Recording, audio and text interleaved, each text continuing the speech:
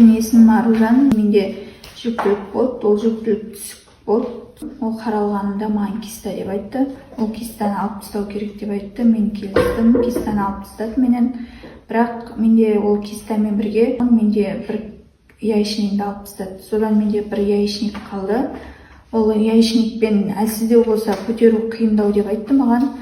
Сосын мен бірден ол операциядан кейін осы бір іздеуімнің арқасында Қуашен деген компаниясын барын білдім. Сол компанияға келдім, кеңес алдым. Сол кеңес алғанның арқасында ішуге комплексный өнім 3 ай үзбей ішуге маған кеңес берді. Сол кеңестердің арқасында мен өнімді алдым өзім, 3 ай іштім. 3 айдан кейін менде нәтиже болды. Менде жүктілік болды. Ол жүктілікте менде қайттан больницама бардым, тіркелуге. Сол кезде маған айтты, саған әзір көтеруге болмайды ғой, өткен операциядан кейін 3 ай өтті. 3 айға өткеннен кейін болмайды дегеннен кейін жүктілікті үземіз деп.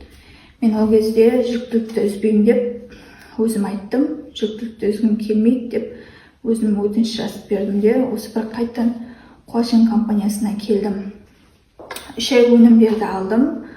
Оны іштім. Ішкеннен кейін көтеріп тұрмын ғой, енді көтеріп тұрғаннан кейін ары қарай өзімде жағдайымды жақсартайын, одан сайын баланың да жағдайын жақсартайын деп. Сол өнімдерден Аллаға шүкір, осы 5 айдан асып тұрмын. Аллаға шүкір.